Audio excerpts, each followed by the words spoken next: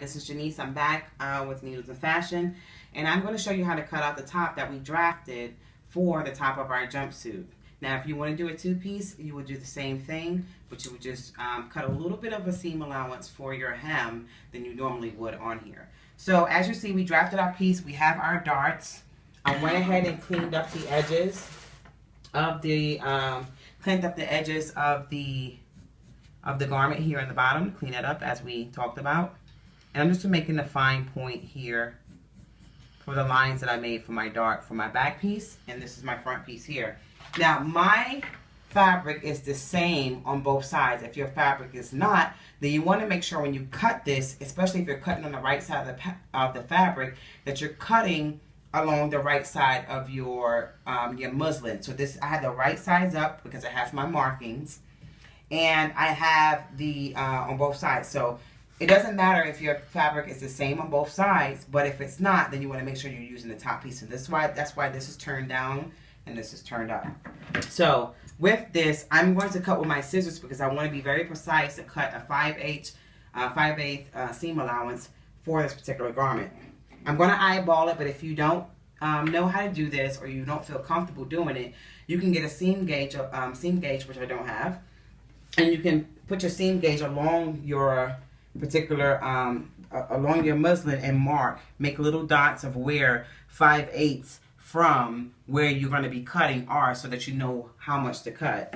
I'm going to eyeball it. It's not going to be perfect, but something I'm pretty used to. A lot of people that sew a lot kind of do this as well. I'm just going to cut, you know, this is going to be for the seam allowance, so. I'm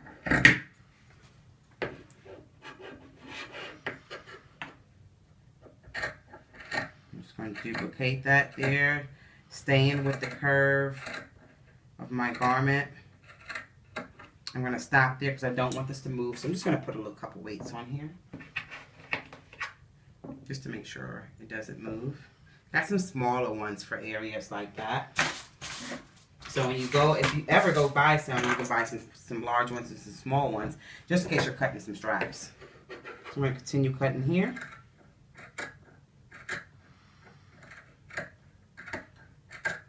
Keeping in mind that allowance.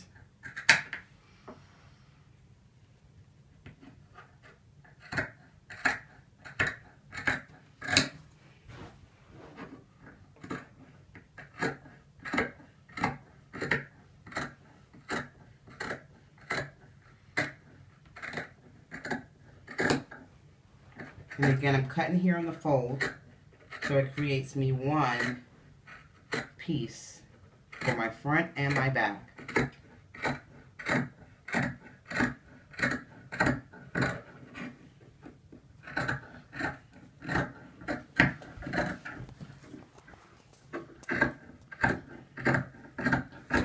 Now, my seam here at the bottom is a little bit thicker because, as you remember, I forgot my inch, so I just want to give a little bit of space there.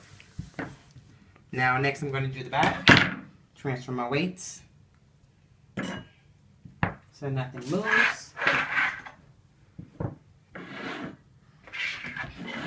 And begin cutting with in the same fashion. And even if this is not perfect, I can clean it up once I start putting the pieces together, because I'll be sewing from the armhole down. So if this doesn't match the bottom of my other one, I can cut that off once I start sewing, or actually pinning the items together.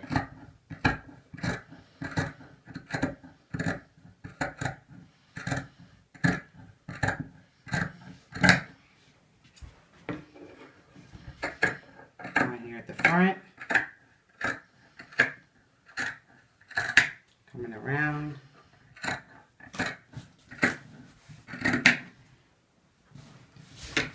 And then coming around this side here. You want to make sure when you're cutting, you don't lift your scissors off of the table. It gives you more control, especially when you're going around curves. It gives you more of a fine-tuned cut. So there, I have my front piece and my back piece. I'm going to leave that one there. And I'm going to cut out a little slits for my darts, because remember, I have darts to put in, and we're going to line these up once we get the front and the back together.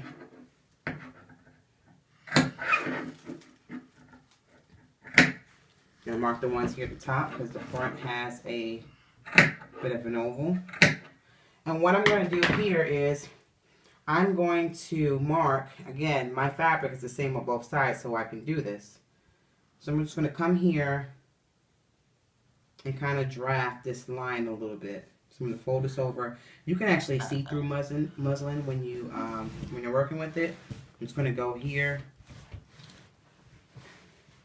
I know I'm coming around there, so it's going to be a bit of a curve going on. So I'm just going to draft this line up to the front, and then my slit here. Just trying to kind of duplicate that image there. You may not be able to see this very well, but it does help, even if it's not perfect. It's a little slim over here.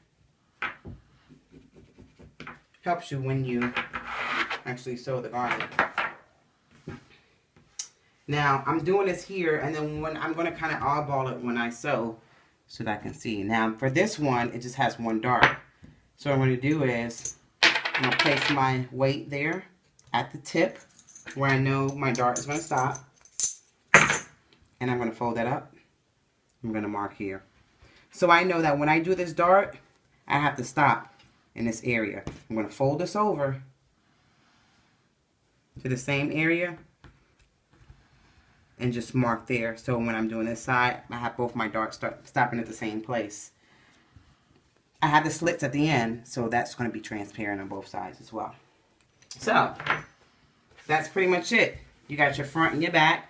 If you need to mark it, now the front, of course, is going to have a farther indent than the back, so I know which one is the front and the back. But since you're doing this darts on the side, you can just write a B there, put a little F there. We know this is the centerfold because it's on the fold of the fabric. So you pretty much have everything you need. So we got our front and our back, right? One looks a little bit longer than the other, doesn't it? But when I go to my actual armhole, this is what I use to measure whether or not I have some inconsistencies going on, right? So I line that up. That's about the same. I line up my front back to here, and it's a little bit different. So you can either cut this piece off, or you can leave it as is and then kind of work with it with your fitting once you add your jumper to your back. And that's typically what I do, because I don't want to start cutting anything, because again, we don't want the tight crotch, and that's why I added that amount of room at the end. So I can fix that. Plus, this item is going to have, this particular garment is going to have a sash. So I have enough, if you see here, I have enough fabric to make a sash. So I can actually cut here and create two sashes from the rest of this, create a sash and sew the side seams, but we'll get to that just a little bit later. So what I'm going to do now is I'm going to begin the sewing of not only my front piece, but my back pieces as well. So we're going to start with the back pieces, and I'll be right back. So we're back, and we're going to align our pieces for the pants. So you're going to duplicate this on both sides. I won't record it so you don't have, you know, two of the same thing. But I'm going to start at the actual crotch line for the front and the back. This is the back on top of the front. I'm just going to pin here. I'm going to pin this way because I'm going to sew while I have my pins on to make sure that my fabric is aligned. So I'm just going to pin on down, making sure that my fabric is aligned.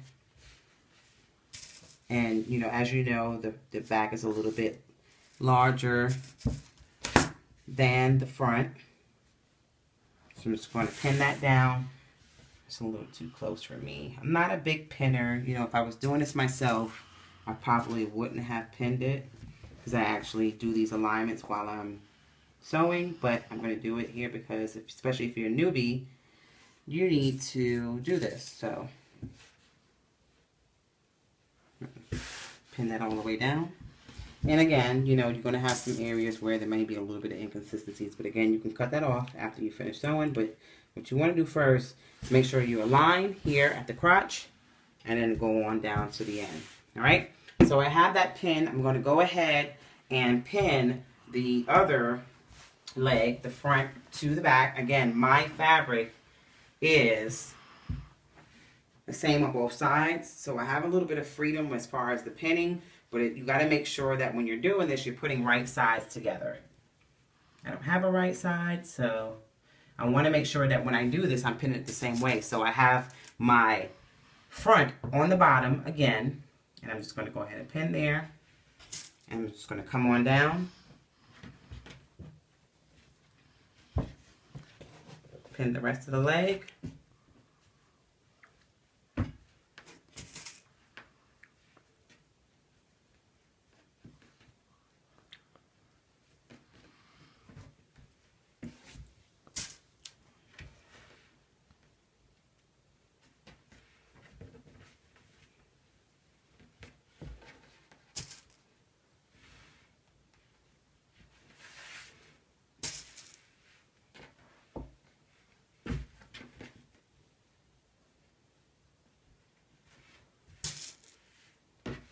And I'm going to pin on down.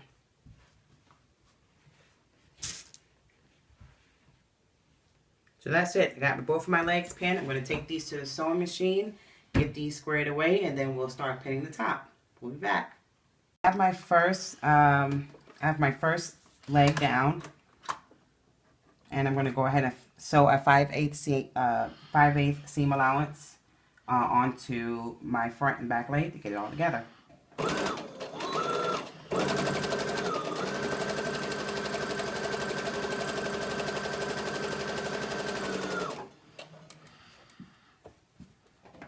Very common for you to check and make sure that your fabric is laying flush on the table at all times. If you're not a newbie, then you already know this.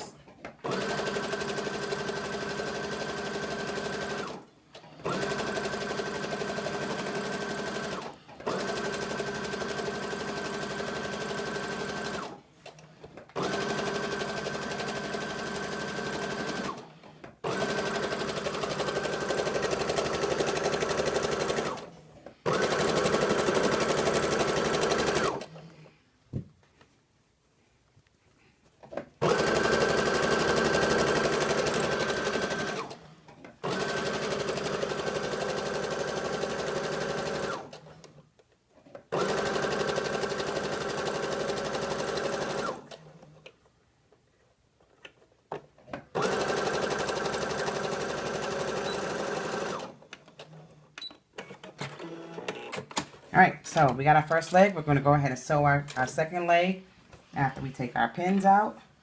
And then we'll start on the front pieces. We'll be back. We got both of our, the side seam, the inner side seam of our pants sewed together. So what we're going to do now is just sew the side seams and you'll be good to go. The outer side seams, rather. And I'm just going to eyeball this. I'm not going to pin it. If you're a newbie, you definitely want to pin your sides because they're not flush and even with the other side. Because as you know, the back is larger than the front.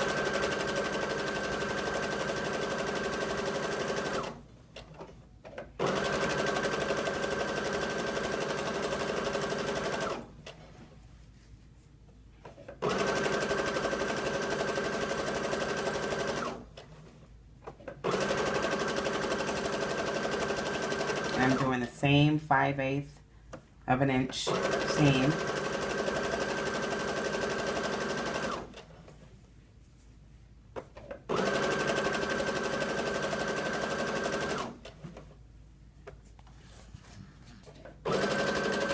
Checking, making sure I have everything aligned.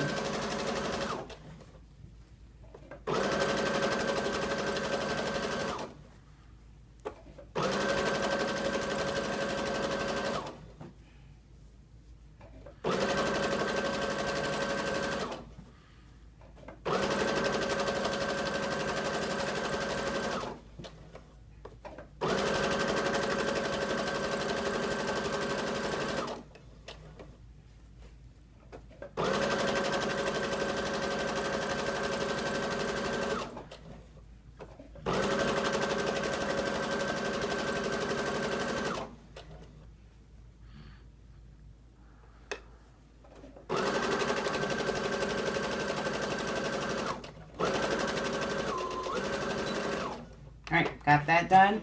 We're going to go ahead and sew the other side of the other pants leg, and then we'll get the rest of our pants sewn together. So we'll be right back.